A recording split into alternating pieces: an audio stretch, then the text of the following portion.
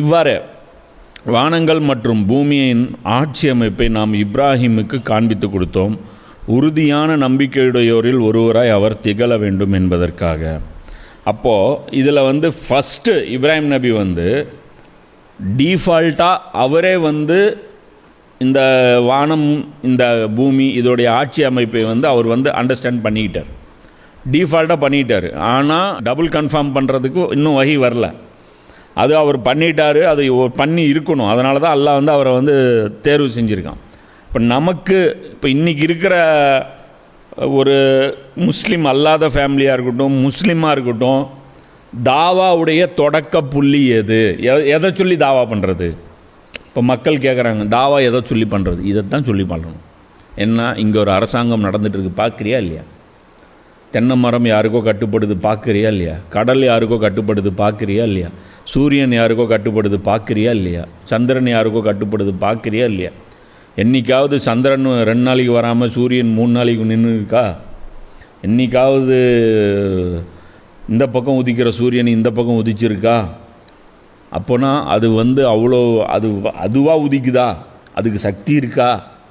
அதுக்கு அறிவு இருக்கா? இவ்வளோ டெம்பரேச்சரில் தான் உதிக்கணுன்ட்டு அதுக்கு ஏதாவது இருக்கா? கொஞ்சம் கிட்ட வந்துச்சுன்னா பஸ்பம் ஆயிடுவோமே, கொஞ்சம் தள்ளி போச்சுன்னா விரைச்சி போயிடுவோமே. புரியுதா?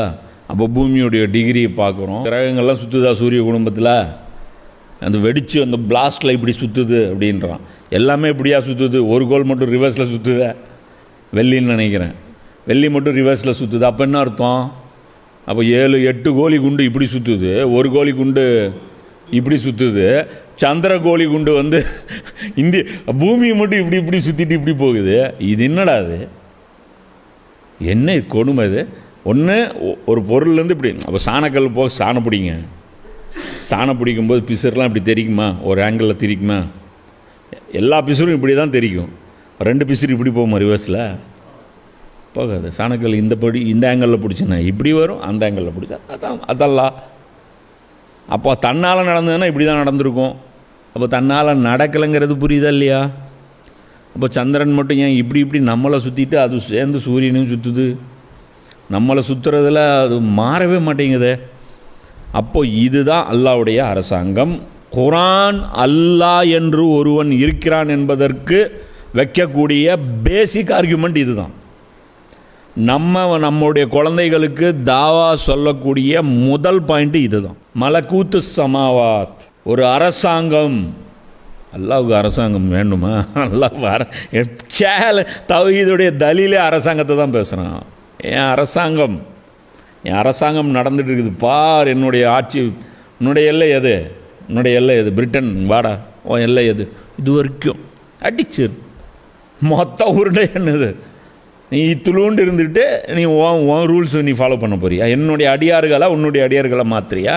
அமெரிக்காவை கூப்பிட்டு என்னடா என்ன ரூல்ஸ் போட்டு வச்சுருக்கிற? ரூல்ஸ் நீ கொடுப்பியா நான் கொடுப்பேனா? உனக்கு என்ன தகுதி இருக்குது? முதல்ல ப்ரூஃப் பண்ணுறா. ரூல்ஸ் கொடுக்கறதுக்கு நான் ப்ரூவ் பண்ணி வச்சுருக்கேன். எனக்கு இருக்கிற தகுதியை நான் வானம் பூமியை இப்படி பண்ணி வச்சுருக்கேன், இவ்வளோ உருவாக்கியிருக்கேன். இதை மறுக்கவே முடியாதே. இது ஒரு கட்டமைப்புக்குள் இயங்குதுங்கிறத எந்த நாத்திகராவது மறுக்க முடியுமா? மறுக்க முடியுமா? கட்டமைப்பு இல்லைன்னு சொல்ல. அப்போ கட்டமைப்பு இருக்குதுன்னா கட்டமைச்சவன் இருப்பானா இல்லையா? சிம்பிளாக இல்லையா? அப்போது குர்ஆன் தாவா நல்லா புரிஞ்சுங்க, எல்லாரும் புரிஞ்சுக்கிங்க. தாவா வீட்டில் செய்யணுமா, பக்கத்தில் முஸ்லீமுக்கு செய்யணுமா, நான் முஸ்லீமுக்கு செய்யணுமா, நீங்கள் யாருக்கு வேணாலும் செய்யுங்க. தாவாவுடைய தொடக்க புள்ளி இது. வானம் பூமியுடைய ஆட்சி அமைப்பை காட்டுங்க, புரிய வைங்க, குழந்தைக்கு புரிய வைங்க. பாருங்கள், புரிஞ்சுக்கும். ஆமாம், கரெக்ட். இது வேறு தான். இது ஒரு ஆட்சி அமைப்பு. எல்லாத்துக்கும் ரூல்ஸ் இருக்குப்பா. தண்ணி 100 டிகிரி தாண்டிடுச்சுன்னா வேப்பரேட் ஆயிரும்.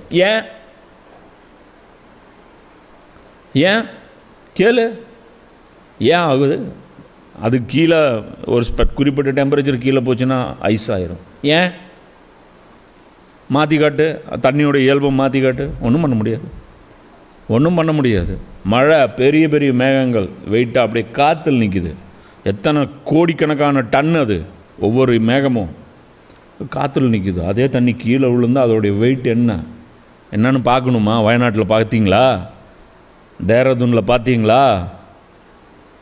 பாகிஸ்தானில் பார்த்தீங்களா, ஆப்கானிஸ்தானில் பார்த்தீங்களா, வெள்ளம்னா என்னன்னு பார்த்தீங்களா, தண்ணியுடைய ஃபோர்ஸ் என்னன்னு பார்த்துருக்கீங்களா?